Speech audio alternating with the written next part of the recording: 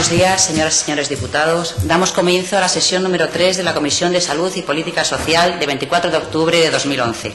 Ruego a la secretaria de la Comisión, doña Francisca Rosa Romero, de lectura al orden del día. Muchas gracias, señora presidenta. Primer punto, lectura y aprobación del acta de la sesión anterior. Segundo punto, preguntas con solicitud de respuesta oral ante la comisión.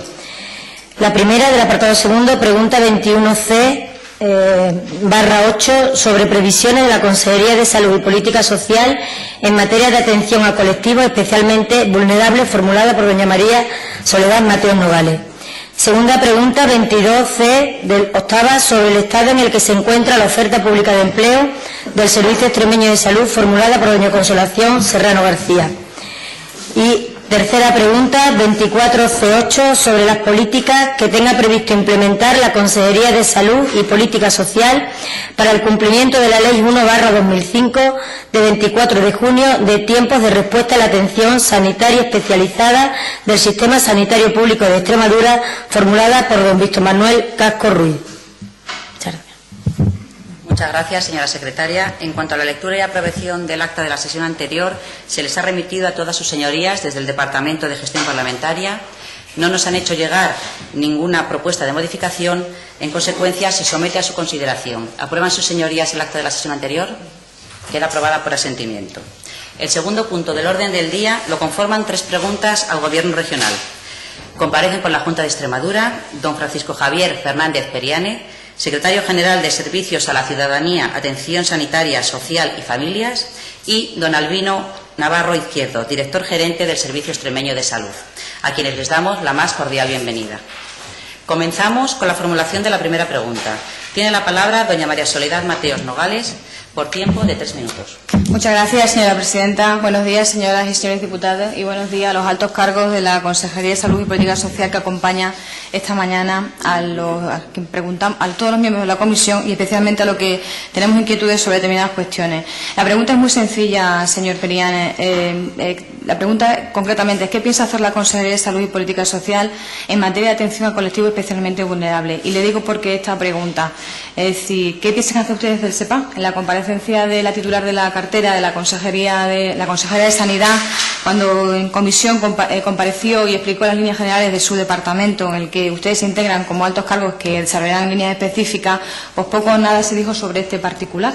Y que estamos muy interesados en conocer qué se va a hacer desde la Consejería con colectivos especialmente vulnerables, porque ya en legislaturas anteriores, especialmente con la aplicación de la Ley para la Dependencia y especialmente con la implementación de cada una de las coordinaciones en el territorio autonómico en Extremadura, pues hubo un gran avance sobre ese particular, además de las políticas que con carácter transversal se desarrollaron en aquel momento. Como le digo, fue una intervención genérica que poco o nada se dijo sobre colectivos, excepto hablando un poco de discapacitados, discapacidad, y nos anunciaron una ley de derechos dirigidos a las personas, pero no concretaron acciones concretas y tampoco concretaron si sobre lo que se venía haciendo a lo largo de las legislaturas anteriores se iba a continuar implementando acciones concretas. Nosotros, desde el Grupo Socialista Regionalista, pues estamos tremendamente preocupados por cuanto lo que no se dijo se está haciendo y funciona bien, y estamos tremendamente preocupados porque hasta ahora solo hemos oído hablar de acciones respecto a la aplicación de la Ley para la Dependencia y ni siquiera completando aún la implementación de la misma. Por hacer una referencia a acciones programáticas, porque ustedes se sirven mucho de su programa electoral, decían en su programa electoral que el Partido Popular de Extremadura consideraba la discapacidad como un vector transversal de atención preferente en todas las líneas de acción política del Gobierno y demás instituciones de la comunidad autónoma. Eso podríamos entenderlo como lo que ustedes nos anunciaron en su comparecencia, como una política de acción directa que ejecutarán a lo largo de esta legislatura, pero nosotros los socialistas vamos mucho más allá. Y nuestra pregunta es más amplia, por eso hablamos de colectivos especialmente vulnerables. Es decir, que concretamente nos referimos a acciones concretas sobre la discapacidad, concretamente nos referimos a acciones concretas sobre trastorno mental, salud mental, concretamente nos referimos a acciones concretas sobre deterioro cognitivo, sobre acciones con mayores dependientes, que nada tiene que ver con acciones de aplicación de la Ley para la Dependencia, y también nos referimos a acciones concretas sobre el desarrollo infantil. Sabe, señor Periane, que la Ley para la Dependencia va mucho más allá y la Ley diseña acciones integrales, concretas y completas sobre los colectivos a los que anteriormente he hecho referencia. Sabe y convendrá conmigo que se diseñó para la prestación de servicios sociales especializados acciones concretas en la legislatura pasada, coordinado a través de cada una de las gerencias del SEPAC. Entonces, desde este grupo, desde mi grupo, el Grupo Socialista Regionalista, les pido que nos detalle, nos explique, nos concrete quiénes van a trabajar esas materias, si es que realmente las van a trabajar y las van a ampliar, quiénes van a ser los responsables de ejecutar y diseñar esas políticas, sobre todo después de conocer la eliminación de las coordinaciones, de las distintas coordinaciones del territorio que enmarcarán en la zona SEPA, que se ocupaban de estas áreas. Y en ese sentido también sería interesante saber qué se ocupa de las prestaciones, sería interesante saber si van a mantener los conciertos que hasta ahora se estaban desarrollando, y sería interesante saber si van a mantener las líneas de subvención destinadas a las entidades que prestan servicio de este ámbito con este tipo de colectivos vulnerables. Por tanto, les repito la pregunta: ¿qué piensa hacer la Consejería de Salud y Política Social en materia de atención a colectivos especialmente vulnerables desde la Consejería y desde el SEPA? Muchas gracias, señora presidenta. Gracias, señora diputada. Don Francisco Javier Fernández Periáñez puede contestar por tiempo de 10 minutos. Muy bien, muchísimas gracias, presidenta, y muy buenos días a todos los parlamentarios. Bueno, en primer lugar, tranquilizar, es decir, en primer lugar, transmitir la tranquilidad que hemos venido manifestando desde el primer momento con la comparecencia de la consejera, que hemos venido manifestando en los distintos medios de comunicación, y tranquilidad, que es lo que estamos manifestando en el quehacer diario de nuestro trabajo.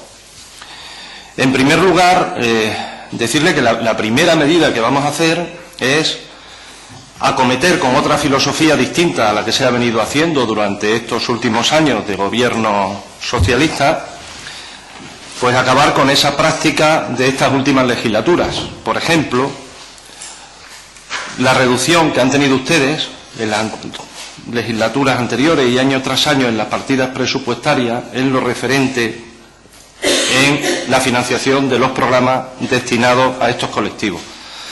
Y en su lugar, a pesar de la situación económica en la que nos encontramos, pues mantener el compromiso del actual gobierno extremeño de no reducir un céntimo esas partidas de presupuesto destinados a políticas sociales.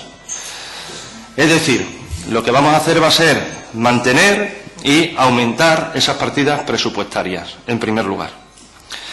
Por otra parte, actualmente estamos haciendo y realizando gestiones necesarias para salvar algunos de los obstáculos que nos hemos encontrado cuando hemos llegado al gobierno por la manera en que el anterior gobierno ha dejado ciertas situaciones que tienen una alta sensibilidad social, llamemos por ejemplo a las AISES, las ayudas de emergencia, donde el anterior gobierno pues hace un decreto de subvenciones, un decreto que no está desarrollado completamente, y como consecuencia nos vemos abocados, que nada más llegar al gobierno, pues tenemos que estar intentando parchear y solucionar un tema administrativo para que estos colectivos de extremada necesidad puedan tener los recursos que tienen asignados.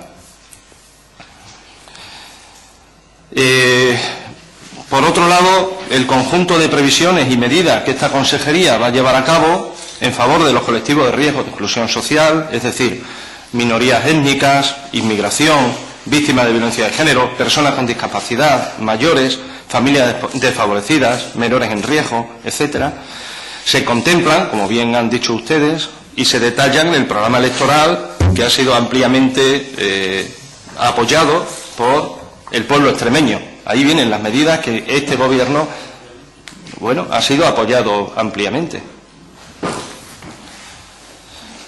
Quiero decir que vienen registradas ahí en ese programa,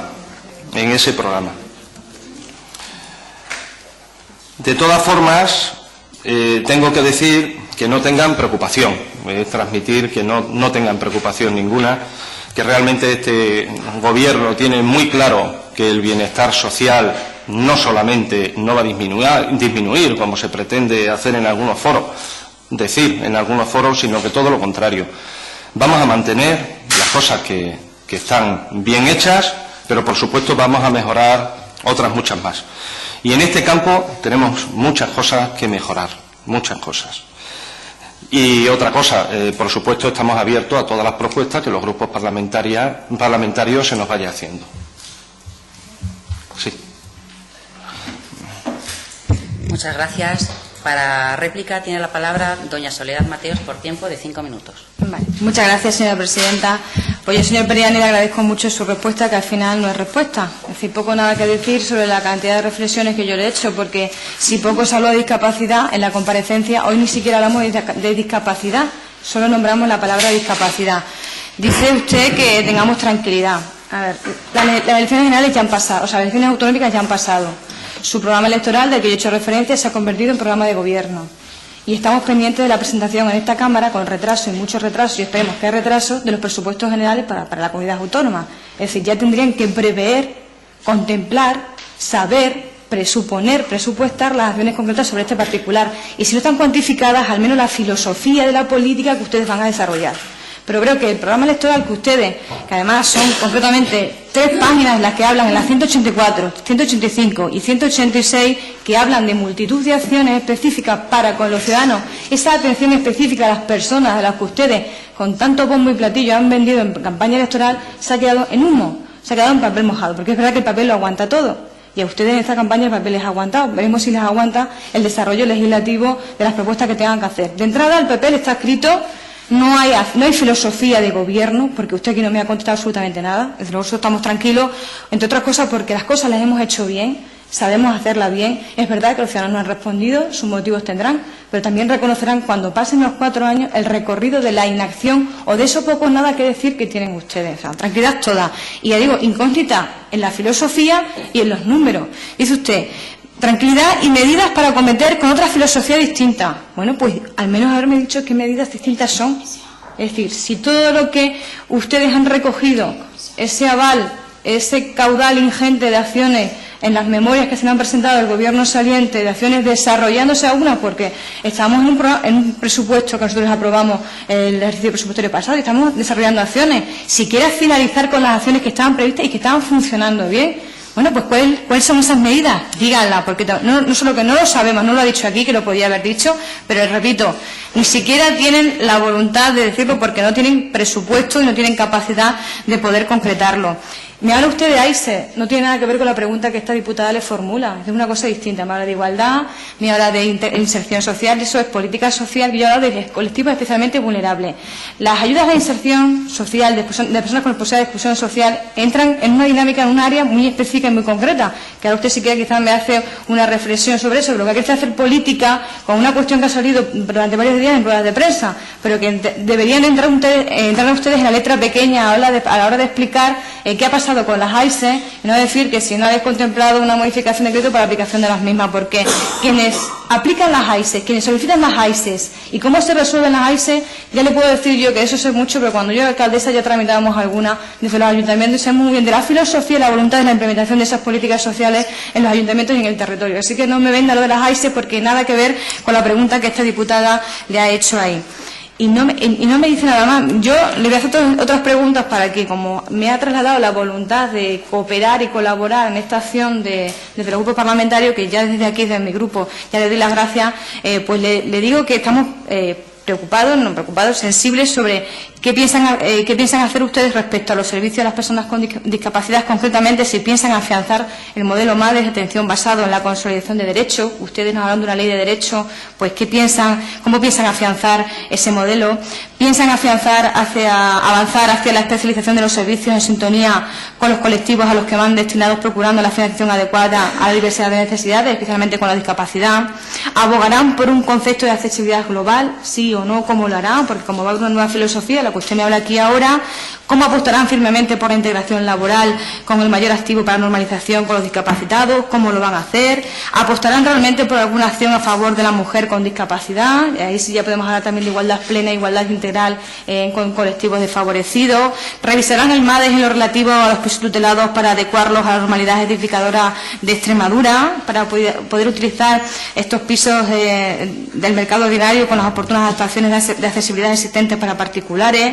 Respecto al deterioro cognitivo, que no me ha dicho nada, que eso sí que hay ciudadanos eso son vulnerables sobre ese particular, ¿consolidarán la red de atención a demencias degenerativas conforme a las líneas estratégicas del Plan de Atención Sociosanitaria de deterioro cognitivo? cognitivo, promocionarán las unidades de atención especialidad a la demencia, afianzarán la red y funcionamiento de los servicios de centros de día para demencia, cómo atenderán a la enfermedad mental, podremos hablar de la exclusión social a la inclusión participativa, avanzarán en el proceso de transformación e integración de los hospitales psiquiátricos en la red de salud mental de Extremadura, respecto a la atención temprana, a atención a las personas con desarrollo infantil, qué acciones concretas van a hacer, consolidarán y especializarán con respecto a atención a mayores la red de centros de días que garantice equidad a los ciudadanos, adaptarán los centros residenciales a las necesidades cambiantes de las personas mayores, apostarán decididamente por los servicios de proximidad en el entorno comunitario, qué va a pasar con los programas asistenciales que hasta ahora se venían desarrollando, es decir, vanoterapia, entrenamiento de la memoria, nuestros mayores activos, ejercicio de cuidado, es decir, un sinfín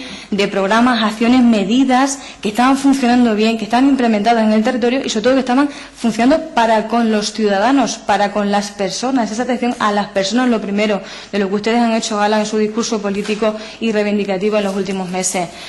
Señor Periane, gracias por venir, pero no ha contestado a nada. Seguiremos insistiendo por este vía de pregunta oral en comisión, pregunta escrita, o otros mecanismos que el reglamento nos permita, pero ya le digo, de entrada, gracias por la respuesta, más concreción, transparencia toda, pero en la transparencia va la información concreta sobre medidas, digan las medidas, digan su filosofía, dejen ya el papel del programa electoral y empiecen a gobernar. Que yo le decía a la consejera otro día en el Pleno que el cambio político sin cambio y sin acción no es cambio de nada, y hasta ahora ustedes han cambiado realmente poco o nada de lo que venían haciendo cuando eran oposición en la legislatura anterior. Por mi parte nada más, señora presidenta. Muchas gracias. Muchas gracias. Para cerrar el debate tiene la palabra don Francisco Javier Fernández Periane. Con la venia de la presidencia, yo no sé, me quedo un poco perplejo por esto. Le voy a detallar todas las actuaciones ya que usted así lo quiere. De todas formas, mire, el programa de gobierno lo enseñaré hasta última hora, porque realmente este es nuestro camino y esto es lo que vamos a realizar. Lo que aquí ha sido apoyado, vuelvo a repetir, por los votantes extremeños. Yo, de verdad, mire, yo también he sido alcalde de Almendralejo, de lo que estoy muy orgulloso. Y he sido concejal durante 16 años. Es decir, experiencia municipal tengo. Le tengo que decir una cosa, mire, si a usted no le parece, me ha hecho una pregunta respecto a contestación a la pregunta sobre previsiones de la Consejería en materia de atención a colectivos especialmente vulnerables. Si a usted no le parece especialmente vulnerable lo que está ocurriendo con las AISES por el mal funcionamiento que han tenido ustedes legislativamente, si eso no le parece, teniendo usted experiencia municipal y que conoce, ¿no? Le estoy contestando. Si usted no considera eso especialmente personas vulnerables, pues a partir de ahí parece ser que los términos los tenemos confundidos. Le voy a relatar punto por punto cuáles van a ser nuestras actuaciones de gobierno.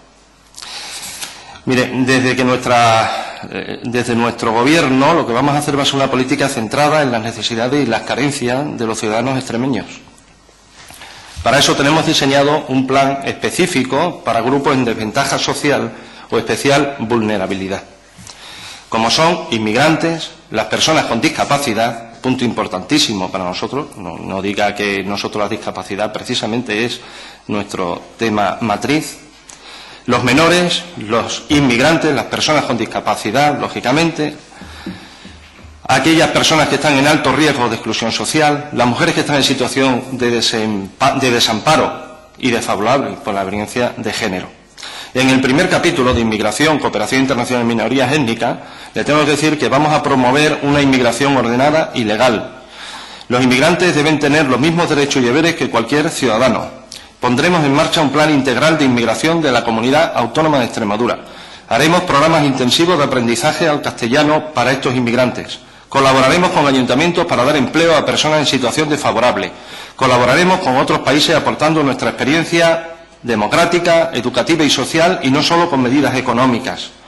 Cumpliremos el primer plan extremeño para la promoción y participación social del pueblo gitano. Le tengo que decir aquí, como en otros sitios, y creo que lo he dicho claramente con pocas palabras antes, que lo que esté bien lo vamos a mantener. Lo que sea bueno para el pueblo extremeño, sea de ustedes, sea de quien sea, se va a mantener. y lo que vamos es a potenciar aquello donde hay déficit o donde hay carencias. Nos comprometemos a diseñar, aparte del segundo Plan Extremeño para la promoción y participación social del pueblo gitano, desarrollo de programas que estimulen la continuidad del alumnado gitano en estudios medios y superiores. Fomentaremos medidas de protección y regularización de la venta ambulante. Crearemos un fondo regional para que organizaciones sin ánimo de lucro y el Banco de Alimentos puedan seguir realizando la labor social que se lleva a cabo en nuestra comunidad autónoma.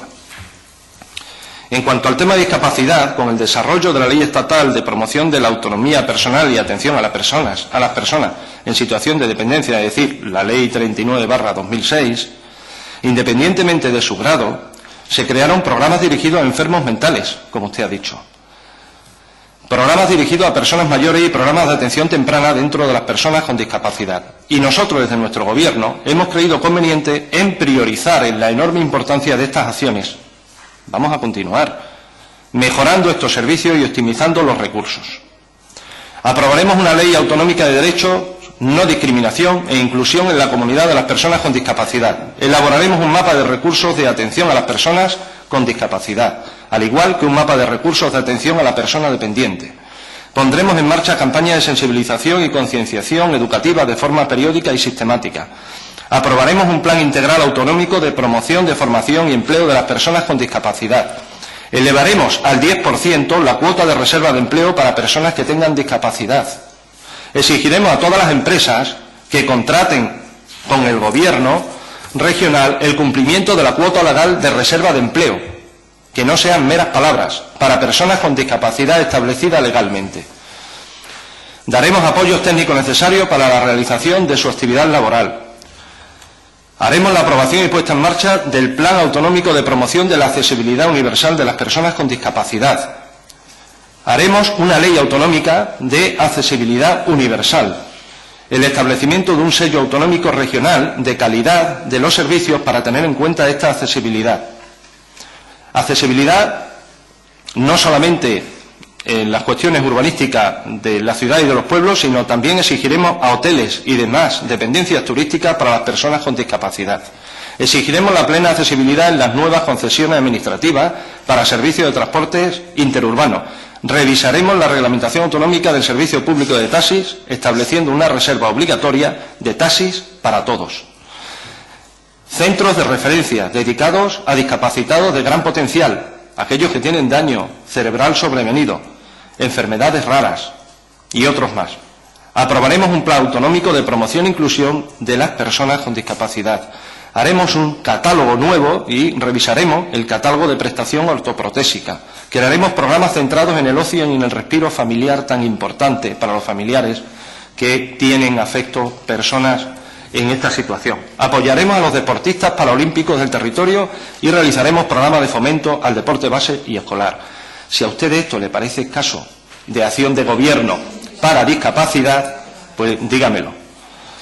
En menores, un plan integral de infancia y adolescencia para promover los derechos de los niños y fomentar la prevención y evitar situaciones de riesgo. Política de prevención y atención al menor. Desarrollo del Pacto Extremeño por la Infancia, suscrito por UNICEF y las fuerzas políticas de Extremadura, representadas en la Asamblea. Programas de atención temprana para niños con discapacidad y problemas de desarrollo y trastorno del comportamiento. Un programa contra el absentismo escolar. Programa del menor inmigrante. Programa de prevención de la drogadicción del menor. Programa de asesoramiento y atención a familias que padecen maltrato por parte de los hijos. Políticas encaminadas a prevenir el desarrollo de actitudes violentas de pandillas adolescentes. Incentivaremos el sistema de asesoramiento tras la adopción. En cuanto a mujer, implantaremos y mejoraremos los protocolos de actuación sanitaria en el ámbito de la violencia de género, en acciones de prevención y programas de formación, tanto para profesionales como para todos los ciudadanos, para la concienciación de este enorme problema social. Se mejorarán los planes de salud en torno a las desigualdades de género de salud, acceso y utilización de servicios sanitarios, fomentando la no discriminación entre sexos y la equidad en igualdad de oportunidades y de acceso entre sexos. Porque desde nuestro Gobierno no se incentiva la discriminación positiva, sino lo que vamos a potenciar es la igualdad y la equidad para que todos los ciudadanos tengan las mismas oportunidades en todos los ámbitos. porque trabajamos desde una política por y para los ciudadanos. Todo lo que acabo de decir, parte viene reflejado en el programa, como he dicho, y parte es lo que desde el Gobierno vamos a llevar a cabo. Por supuesto, con los programas, me ha dicho Madex, por supuesto va a seguir Madex. Yo no sé por qué intentan dar esa sospecha de que vamos a eliminar cosas. Todo lo contrario, tenemos buenos equipos, tenemos buenos funcionarios y tenemos muchas ganas y sobre todo lo que tenemos es la ilusión de mejorar a nivel social y sanitario a Extremadura. Muchas gracias. La segunda pregunta es la número 22, formulada por doña Consolación Serrano García, que tiene la palabra por tiempo de 3 minutos. Gracias, señora presidenta. Buenos días, señores y señores diputados. Buenos días a los altos cargos de la consejería. Me vais a perdonar, pero estoy un poquito con faringitis y tengo la voz un poquito tomada. Bueno, nuestra pregunta, le queríamos preguntar sobre el estado en que se encuentra la oferta pública de empleo del Servicio Extremeño de Salud. Porque esta polémica no es que la hayamos sacado nosotros, esta polémica ha surgido porque nosotros pensamos que hay que ser un poquito más cuidadoso en la respuesta cuando se le pregunten por las expectativas de más de 40.000 opositores que optan a una de las 1.400 plazas de empleo público del SED. Y es que fue precisamente en la última comisión de salud, a una pregunta que le hicieron a la señora consejera, la que levantó un poco esta situación de inquietud y alarma, cuando dijo que cuando sepamos lo que vamos a hacer, ¿es que tienen alguna duda de lo que hay que hacer con el proceso de oferta pública de empleo? Ella dijo que están en stand-by, nos citó una serie de irregularidades que ya mencionó, stand-by, lo cual pues, creó una situación de inquietud y alarma entre las personas aspirantes, muchas de las cuales están temiendo que al final se anule la convocatoria, a pesar de que la Administración regional diga lo contrario. Porque existen 40.000 personas afectadas por la falta de concreción de la Junta. Hay algunos que, bueno, en prensa dice, bueno, si van a paralizar las pruebas, que nos devuelvan nuestro dinero, pero en cambio hay otras personas que están esperando estas pruebas y dicen que lo peor no es el dinero o que le devuelvan los 130 euros que le cuesta una academia mensualmente, sino que lo peor es el tiempo impagable que sacrifica para compaginar trabajo, el hijo y las casas. Por lo tanto, desde nuestro grupo, el objeto de esta pregunta no es otra sino impulsar, si hay alguna duda o sobre el proceso de oferta de empleo público, cuál es la causa de esta parálisis administrativa o stand-by, la famosa palabra, y cuál es el problema de esa parálisis administrativa. Nada más y muchas gracias. Muchas gracias. Para contestar tiene la palabra don Francisco Javier Fernández Periáñez por tiempo de 10 minutos. Con la venia de la presidenta, en este sentido tengo que empezar haciendo algunas consideraciones. Es posible que haya habido una malinterpretación o una mala comunicación. Es posible, que no lo ha habido, pero bueno, es posible que cupiera el pensar eso. Fíjese, si nos preocupa este tema, que no son 40.000 solicitudes. Preveemos que son 120.000 solicitudes. ¿Usted sabe que eso significa que el 10% de la población extremeña, está deseosa de un empleo? Está deseosa de un empleo. En esta situación, en Extremadura, después de 28 años de gobierno, que haya un 10% de la población extremeña que quiera entrar a ser funcionario de la Junta. Es que esa es la primera percepción que tenemos que tomar. Esa es la primera sensibilidad. No son 40.000. En principio prevemos que son 120.000. Bien, pues tengo que tranquilizar también. Yo no sé si ustedes han tenido ocasión de escuchar o de leer a través de los medios de comunicación la rueda de prensa que se dio en fechas posteriores a esa intranquilidad por parte sindical, sobre todo, por parte sindical. En esa rueda de prensa se dieron una serie de datos. El primer dato es que el proceso selectivo va a continuar. Es que nadie ha dicho que no vaya a continuar. Es que nadie ha comentado que no vaya a continuar. Otra cosa es que el proceso normal, administrativo, que lleva una convocatoria, pues tiene sus plazos y tenemos que ver a ver cómo se ha desarrollado esa convocatoria. Yo, no obstante, brevemente le voy a describir cómo está el proceso selectivo para esta oferta pública de empleo del Servicio Extremeño de Salud. Mire, con fecha 20 de junio del 2011 se convocó esta OPE, esta oferta pública de empleo, que corresponde a la acumulación de ofertas de empleo público del 2007 al 2011. Cosa curiosa también, que en vez de convocar en plazos, se acumulen todas las convocatorias y, curiosamente, justo antes de las elecciones se hace la convocatoria. Esta convocatoria se hizo con un gobierno en funciones, hay que recordarlo, claro, es que estas cosas hay que recordarlas también, porque el pueblo muchas veces no se entera. Se hizo con un gobierno en funciones.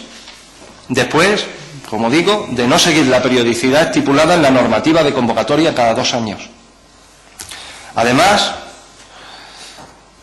yo no sé si ya se conocía que Izquierda Unida se iba a abstener o iba a gobernar el Partido Popular, pero curiosamente, no se rían, por Dios, es que son hechos. O sea, yo esto no estoy diciendo nada, estoy diciendo lo que es. El día 20 de junio, es decir, previo a unas elecciones, se convoca una convocatoria, tenía que haberse convocado, porque la responsabilidad ahora la tenemos nosotros, para eso estamos.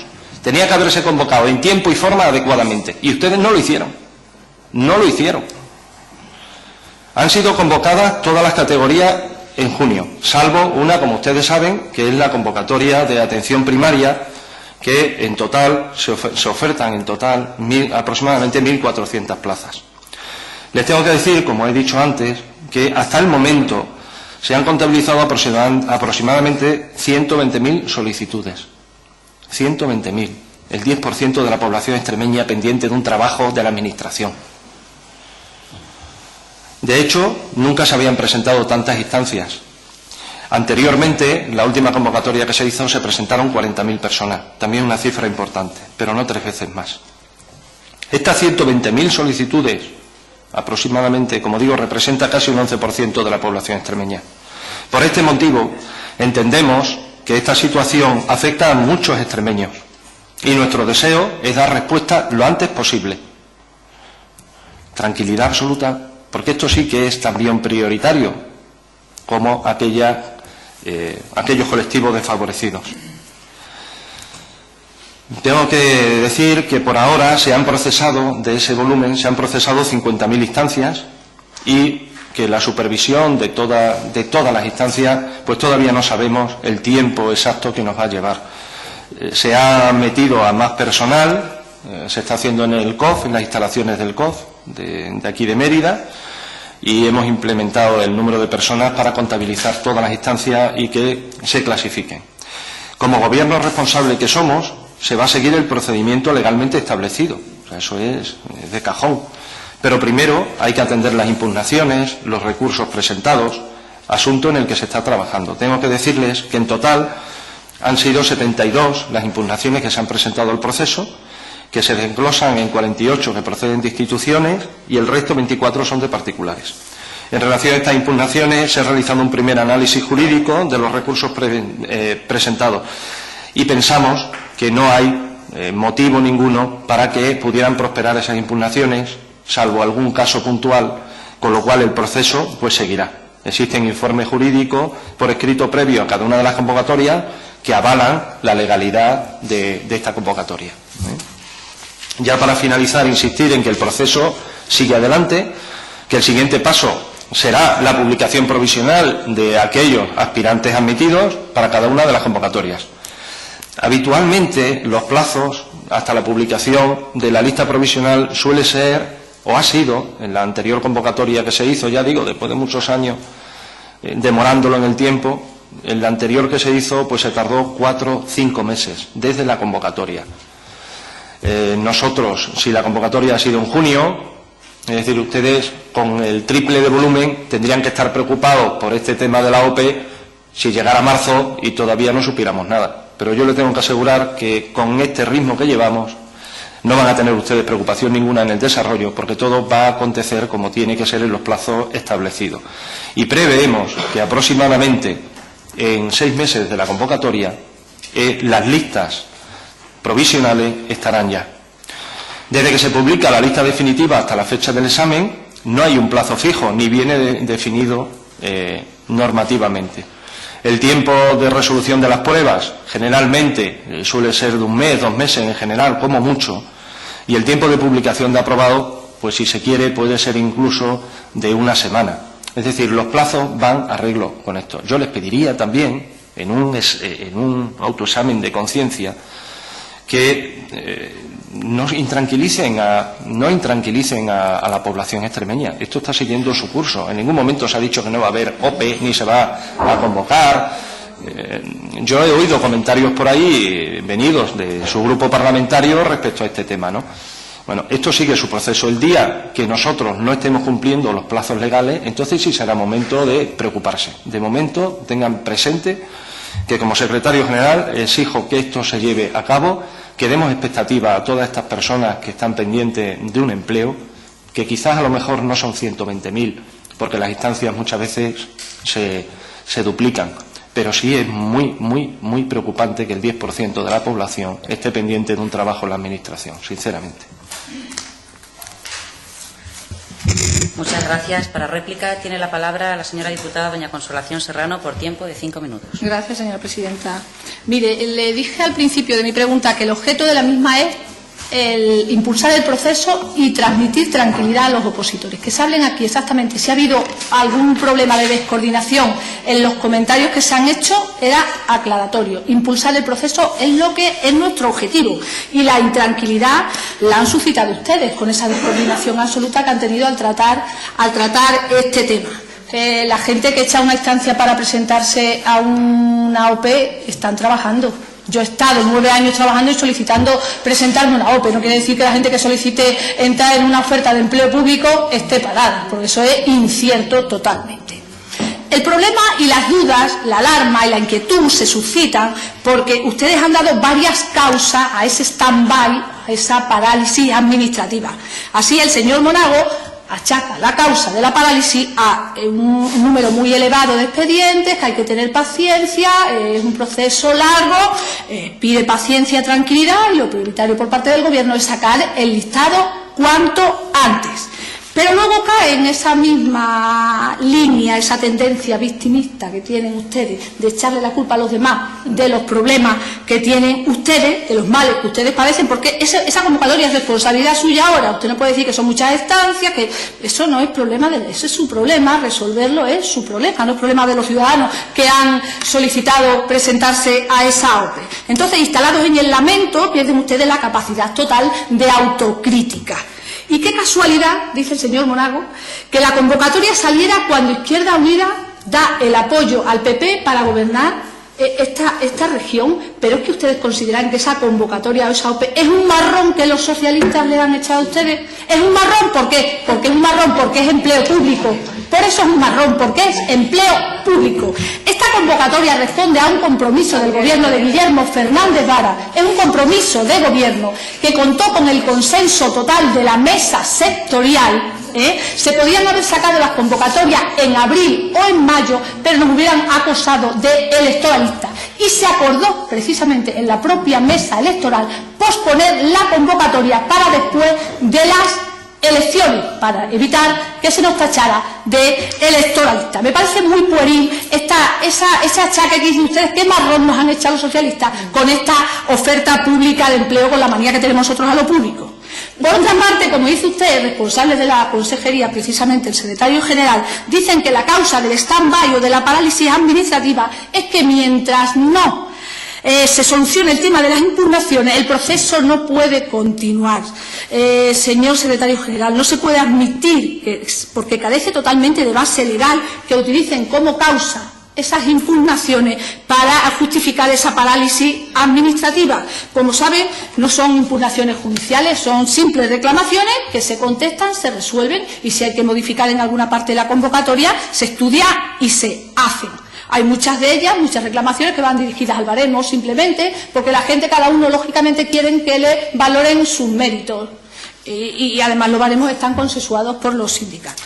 Y luego ya en esta comisión, como dije, la señora consejera definió una serie de irregularidades como las que acaba de repetir el señor secretario general, que publicamos una convocatoria masiva hasta con la composición de los tribunales con un gobierno en funciones. Era compromiso de nuestro gobierno y se quedó pactado por la mesa sectorial en que la convocatoria se sacaría después de las elecciones. La señora consejera dice que esto está en stand-by y que no sabemos lo que vamos a hacer. Etiqueta la convocatoria de masiva y que no han encontrado los datos. Eso es otra causa de la parálisis o el stand-by. Ella dice que no han encontrado los datos suficientes en los que se base esa convocatoria sobre la necesidad de recursos humanos y sobre la planificación de los mismos. Yo le diría a la señora consejera que si se hubiera leído el acta de las sesiones de la mesa sectorial encontraría ese dato que pregunta, porque precisamente había 3.700 vacantes en un total de 16.800 efectivos. La OPE es de 1.400, por lo tanto quedan 2.300 plazas que le dan margen suficiente a la consejería para hacer amortizaciones, reestructuraciones, etcétera. O sea que esa causa de ese stand-by tampoco nos vale. Y dice que es una convocatoria masiva hasta con la composición de los tribunales, pero si es que es normal que los tribunales se saquen con la convocatoria, porque la gente que va a presentarse sepa quién son los tribunales por si tiene que hacer algún tipo de reclamación o recusarles por algún motivo. Habrán visto que en los tribunales no existe ningún alto cargo político. Además, el señor Albino tiene facultad plena para cambiar esos tribunales si no están a gusto de las nuevas personas que llevan el gobierno de la región. Por lo tanto, vamos a dejarnos de suspicacia, pongan en marcha, como usted ha dicho, todos los medios oportunos para que el proceso siga adelante, porque se trata de una OPE consensuada por los sindicatos. La están esperando miles de extremeños y la convocatoria está informada favorablemente por el Gabinete Jurídico de la Junta de Extremadura. Por lo tanto, nosotros no vemos cuál puede ser el problema de ese stand-by o esa parálisis administrativa. O quizás la causa es mejor meter la tijera a lo que es empleo público estable, porque lo temporal es más fácil de despedir, por supuesto. Y desde luego ustedes apuestan poco, y así lo ponen de manifiesto en las comunidades autónomas donde gobiernan, por el fortalecimiento del sector público, que es de todos los extremeños. Nada más y muchas gracias. Muchas gracias, señora diputada. Para cerrar el debate tiene la palabra don Francisco Javier Fernández Feriáñez, secretario general, por 5 minutos. Muchísimas gracias, presidenta. Mire, primero vamos a ser positivos,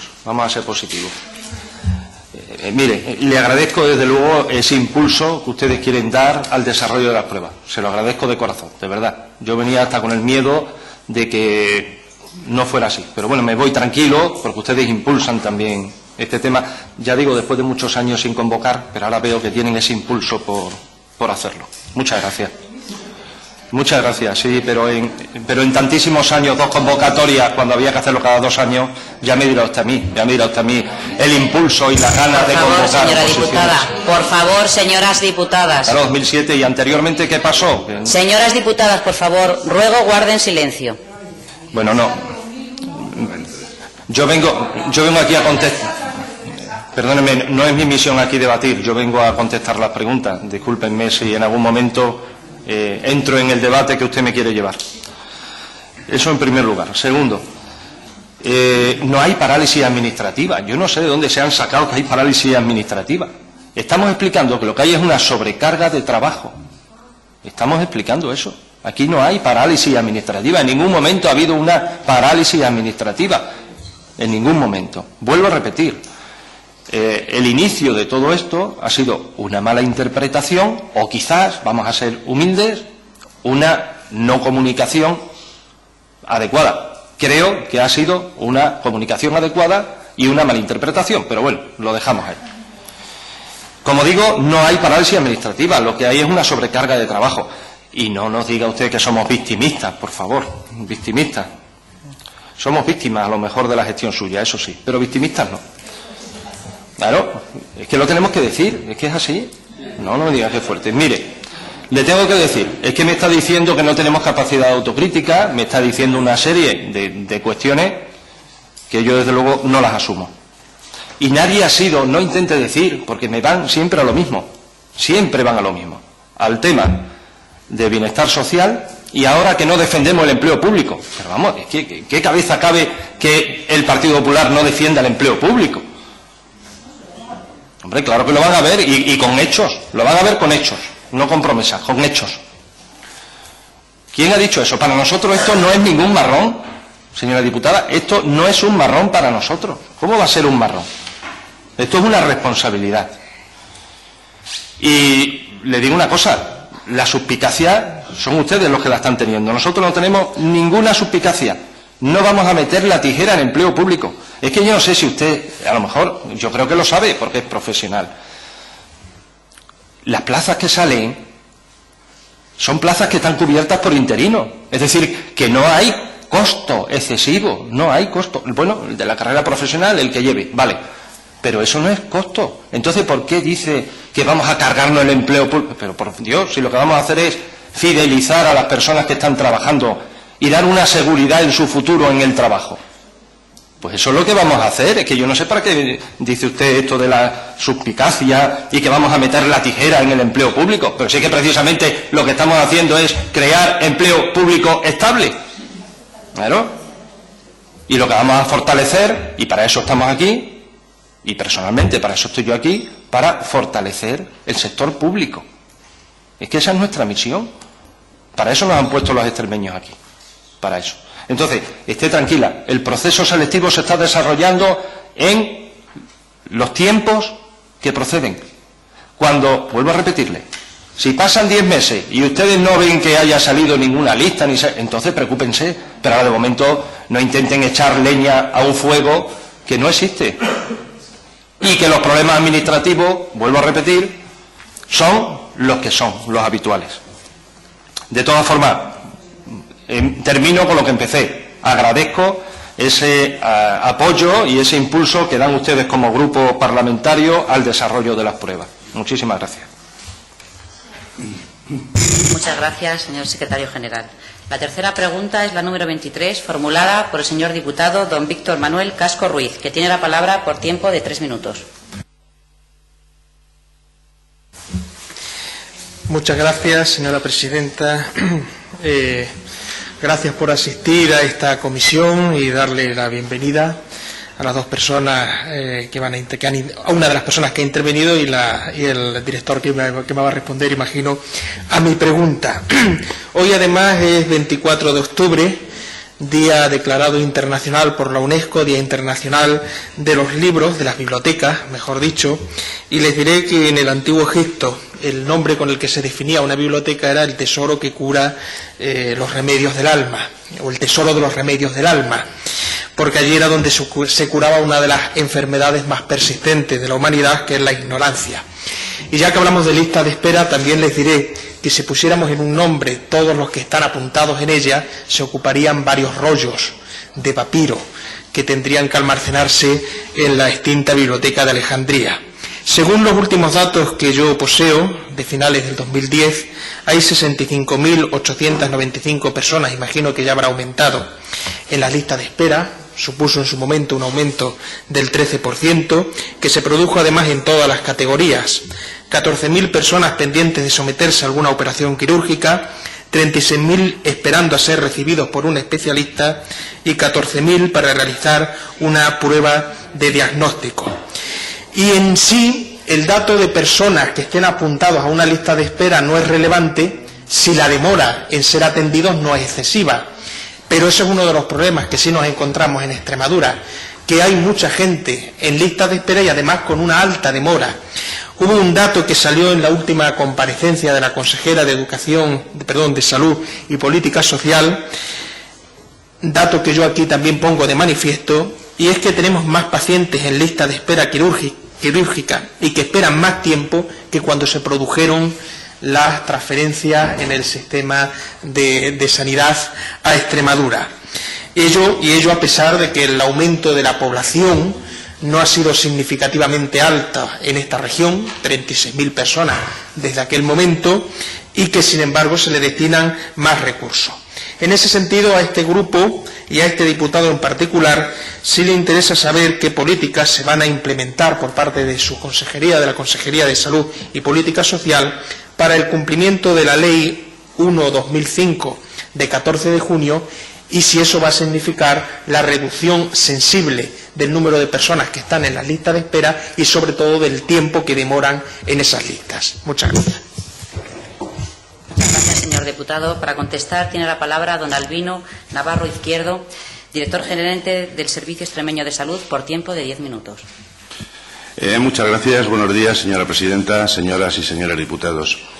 En primer lugar, quiero señalar que es para mí un honor comparecer en esta Comisión de Salud y Política Social como responsable del Servicio Extremeño de Salud, labor que ostento con orgullo profesional y con un gran sentido de la responsabilidad que conlleva conseguir una asistencia sanitaria de calidad para todas las gentes que viven en Extremadura y que el esfuerzo solidario que esto supone sea una de las piedras angulares de nuestro estado del bienestar.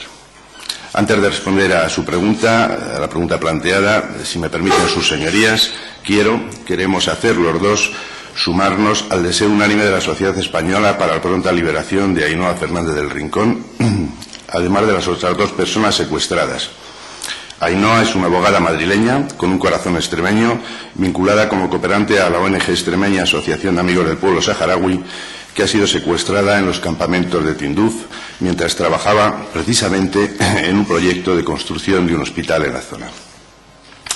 En relación con la pregunta formulada por don Víctor Casco, portavoz de la agrupación de diputados de Izquierda Unida Verdes SIES, la Ley 1/2005 expresa que los plazos máximos de atención sanitaria especializada en el sistema sanitario público de Extremadura serán de 180 días en el caso de intervenciones quirúrgicas, 60 en primeras consultas externas, 30 para la realización de pruebas diagnósticas y terapéuticas, todo ello con excepción de lo dispuesto en el Decreto 132/2006, por el que se reducen los tiempos de espera en determinadas especialidades.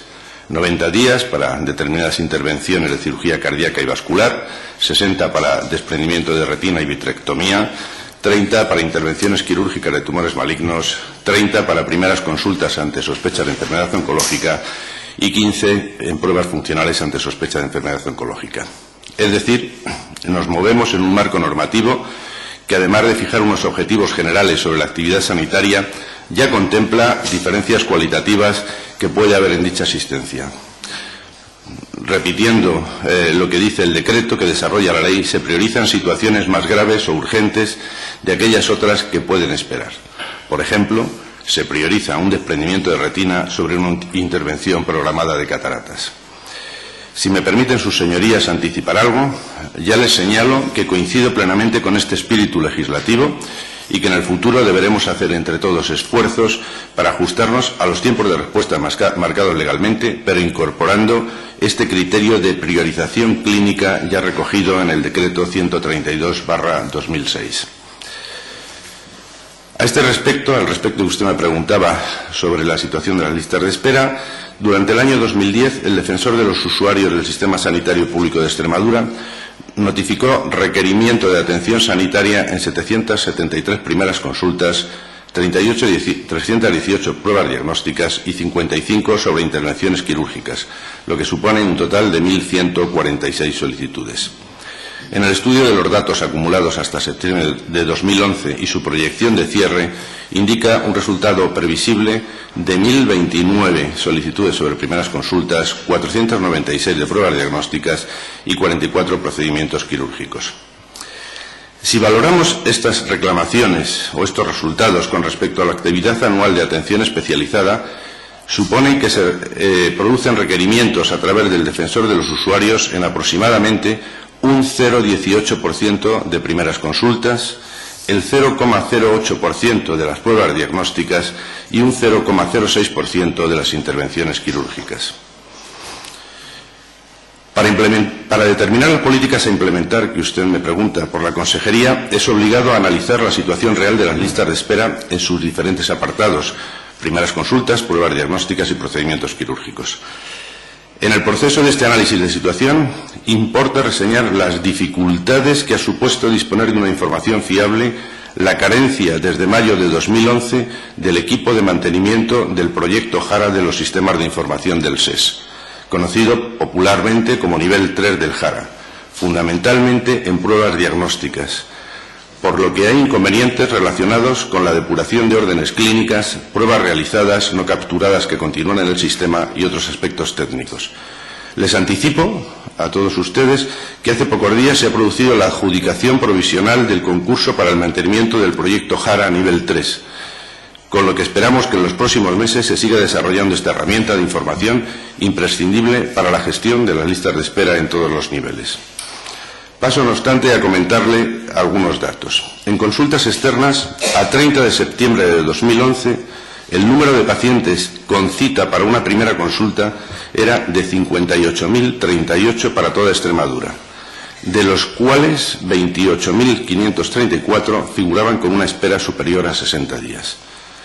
Para una mejor interpretación de estas cifras hay que tener en cuenta que el volumen de consultas que se realizan anualmente en Extremadura es aproximadamente de 1.580.000, de las que 555.000 corresponden a primeras.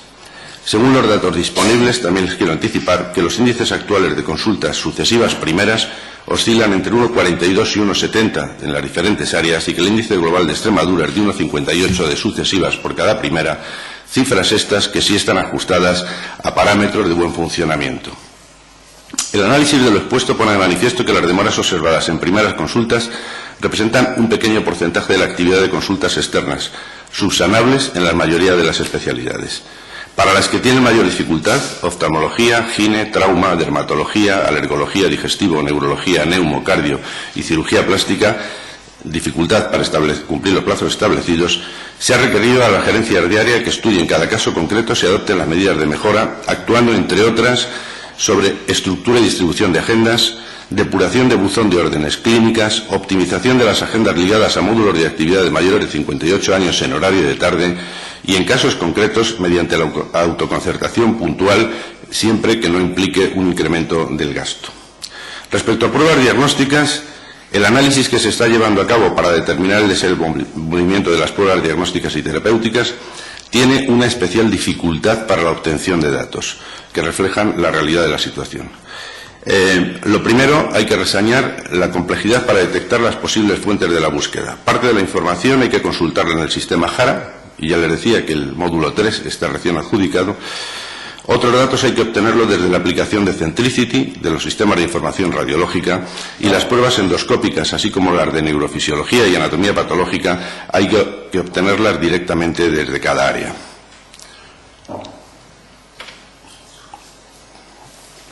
Esta variabilidad en las fuentes de registros, así como la fiabilidad de los datos, son motivos de un especial interés para el SES, que tiene puesto todo su empeño en poner en funcionamiento en breve, en cuanto se disponga del nivel 3 de Jara, las estrategias para instaurar mecanismos que favorezcan e incentiven el registro informático de la información generada. Sin información es difícil, o con una información parcelar es difícil gestionar y tomar decisiones, la información generada por cada profesional, así como seguir desarrollando los sistemas de control de gestión sobre la base de explotación de estos datos e informes de la situación informática.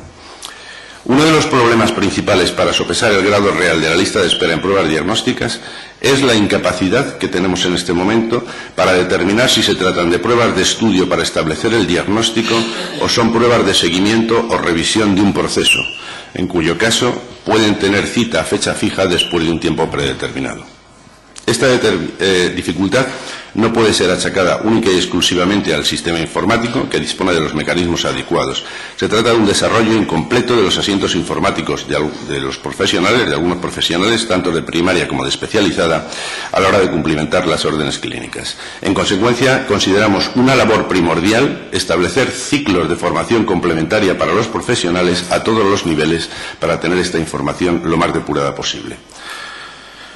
Otro aspecto de interés es adecuar la solicitud de pruebas a protocolos y a criterios de buena práctica clínica. Intentaremos homogeneizar las diferencias excesivas en la variabilidad de la práctica clínica en nuestra región. De otra parte, quiero anticiparle también, ya lo saben sus señorías, que desde hace años existe un porcentaje considerable de pruebas diagnósticas que se vienen realizando con medios ajenos en centros concertados. Desde enero a junio de este año se han realizado más de 15.000 pruebas con un gasto en torno a 1,5 millones de euros. A pesar de las acciones acometidas, el estudio de las listas de espera, los datos que hay a septiembre de 2011 dicen que existen un total de 27.836 pruebas con plazos superiores a los 30 días.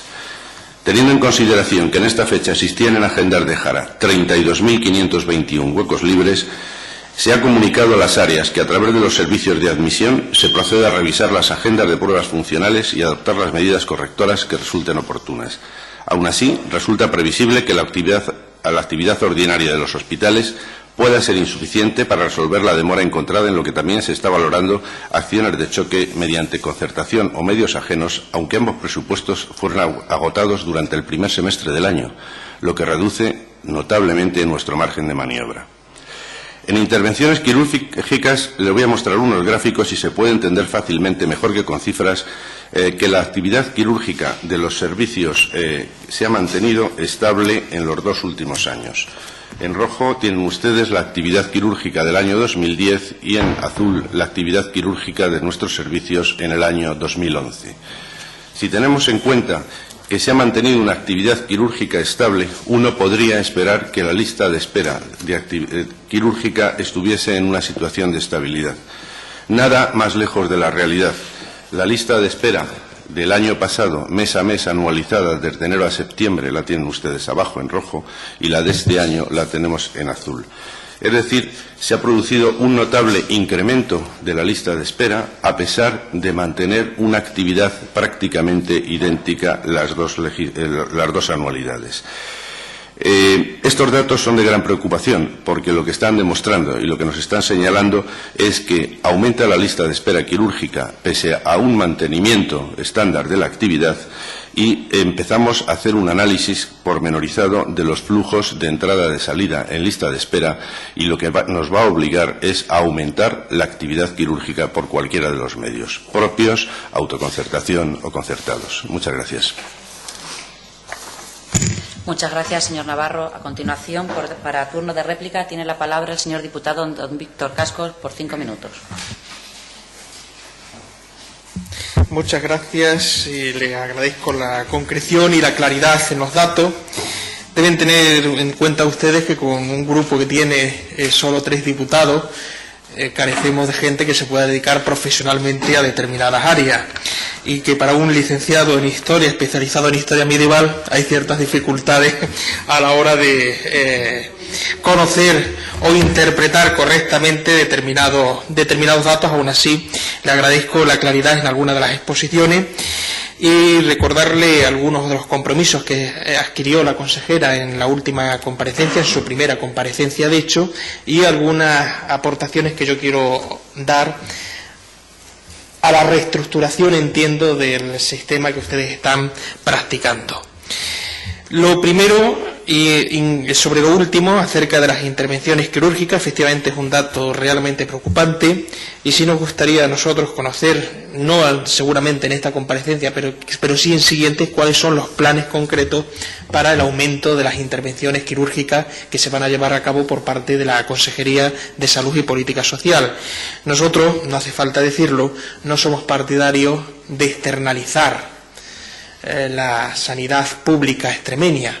Si hay que incrementar el número de doctores que se puedan dedicar a esa tarea dentro del sistema público, bienvenido sea, antes que derivar pacientes a la administración privada.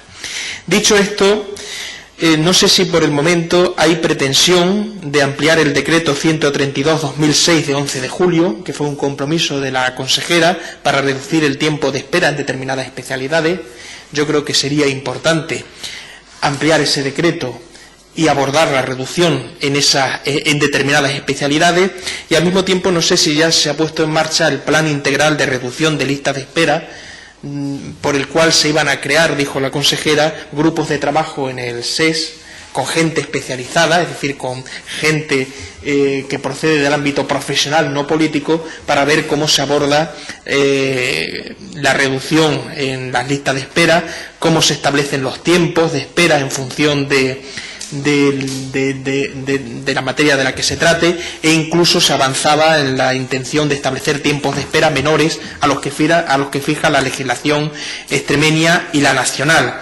En ese sentido, yo no sé si ya se han creado esos grupos de trabajo en los cuales participan profesionales del SES. Yo creo que sería importante.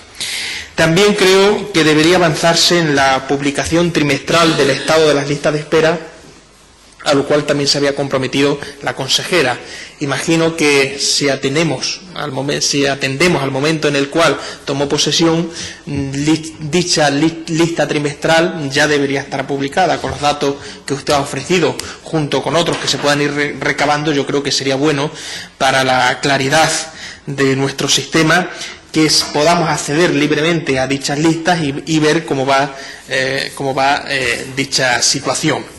Y por último, respecto a la Ley 1/2005 de 24 de junio, y con el dato que usted ha dado, bastante relevante, del número de pacientes que usan del artículo 10 de dicha ley. Yo sí quiero decir algo al respecto y con eso voy a terminar. Es una buena ley que, como suele pasar con las buenas leyes, no se aplica. Problemas presupuestarios o problemas políticos. Y en este caso, el artículo 10 sobre información sobre lista de espera y el derecho que tiene un paciente a acudir al defensor del usuario del sistema sanitario público de Extremadura, el cual puede demandar a la Administración agilidad. Debo decir que la inmensa mayoría de los usuarios del sistema de sanidad pública extremeña desconocen por completo esta ley. Desconocen el artículo 10 y desconocen que existe incluso un defensor del usuario del sistema sanitario público de Extremadura, al cual pueden pedirle que vele por sus derechos ante la Administración y en particular si están en listas de espera. En una población como la nuestra, donde se lee poco y donde el usuario del sistema de salud es una persona mayor que vivió una época donde el sistema educativo era escaso, no se le puede pedir que conozca una ley a través, por ejemplo, de Internet y que la consulte en Internet. La inmensa mayoría lo desconozco. Y en este sentido yo le hago una propuesta concreta, que haya algún tipo de difusión masiva de esta ley y de ese artículo para que el usuario del SES lo conozca y pueda acudir al defensor del paciente. Seguramente se aumente significativamente el número de reclamaciones y será bueno para el sistema de salud público, pero para eso el paciente tiene que conocer esta ley. No entraré sobre otros artículos que evidentemente no se aplican, pero en todo caso sí creo que sería bueno implementar por parte de la Consejería una campaña de difusión masiva y además accesible para el tipo de usuario de nuestro sistema de esta ley y en particular de ese artículo número 10. Muchas gracias, señor Casco. Para cerrar el debate, a continuación tiene la palabra el señor director gerente, don Albino Navarro. Gracias, señora presidenta, señorías. Como ya he mencionado anteriormente, desde mediados del mes de agosto, tras mi incorporación a la Dirección Gerencia del SES, se han llevado a cabo diferentes requerimientos de información sobre datos de lista de espera relativas a consultas externas, pruebas diagnósticas y procedimientos quirúrgicos. Dichos requerimientos se han basado, dichas búsquedas, en el BW de Jara, en el SILE, Sistema de Información de Lista de Espera, y en el caso de pruebas diagnósticas, análisis directo de las agendas de Jara, y ya les he comentado que en algunos casos específicos, demandas específicas a las áreas. Les he de comentar, como ya se ha señalado aquí o en otros foros con anterioridad, que la fuente más fiable es el Jara, BW, donde se han encontrado algunas dificultades, insisto, en las que les he reseñado antes, sobre retrasos en la codificación, falta de captura de actividad y órdenes clínicas pendientes de planificar. O sea, estamos todavía en una situación de depuración de la información que está no totalmente depurada. Les he presentado antes los datos correspondientes a 30 de septiembre y estos datos se han remitido también de forma desagregada a cada una de las gerencias de área, desagregados por áreas de salud y centros hospitalarios, para que también hagan un esfuerzo de contrastar los mismos, de depurarlos y preparar con urgencia medidas correctoras conjuntamente con los servicios centrales. También les señalo que se ha cursado una instrucción a todas las gerencias para que el criterio esencial de programación quirúrgica en cirugía programada, valga la redundancia, sea la antigüedad en lista de espera, sin perjuicio de que pueda haber criterios clínicos que justifiquen una decisión diferente en casos muy concretos y ajustados a criterios de buena práctica clínica. De otra parte, ya he comentado que se ha detectado un número importante de actividad externa con medios ajenos, lo que usted me preguntaba, señor diputado, mayormente quirúrgica, conciertos de Paracelso. En este caso hemos encontrado documentos pendientes de facturación por un importe aproximado a fecha de hoy de unos 436.000 euros que corresponden a los ejercicios 2005 a 2010, para los que no existe la oportuna reserva de crédito. Estos datos todavía se están depurando. Es decir, tenemos en este momento un presunto agujero en concertación externa de entre 2005 y 2010 de unos 436.000 euros. Insisto, sin reserva de crédito.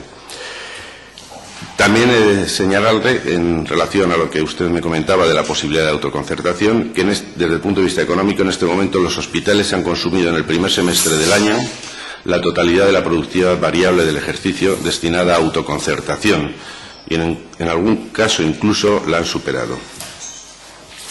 De igual manera, se ha agotado en el mes de junio el importe presupuestado este año para concertación externa. Si usted estaba interesado en las cifras, le diré que en el caso del concierto galeno, pruebas diagnósticas, a fecha de hoy se han efectuado pagos este año por valor ligeramente superior a los 2,1 millones de euros y en el caso de Paracelso, intervenciones quirúrgicas, ya se han efectuado pagos por valor de 7.200.000 euros frente a los 4.900.000 del año 2010. También les quiero señalar, señorías, que una parte importante de estos gastos efectuados este año corresponden a facturación de actividad realizada en ejercicios anteriores. Por lo tanto, en este momento estamos también cuantificando cuánto nos ha costado la actividad, tanto en pruebas diagnósticas como quirúrgica, de este año con dinero de este año.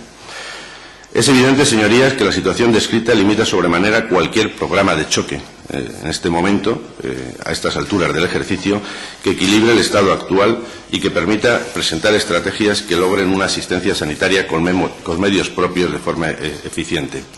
Aún así, y en respuesta a qué medidas iniciales habíamos tomado, ya se han acometido las siguientes actuaciones, junto a algunas otras que les he ido desgranando a lo largo de esta intervención.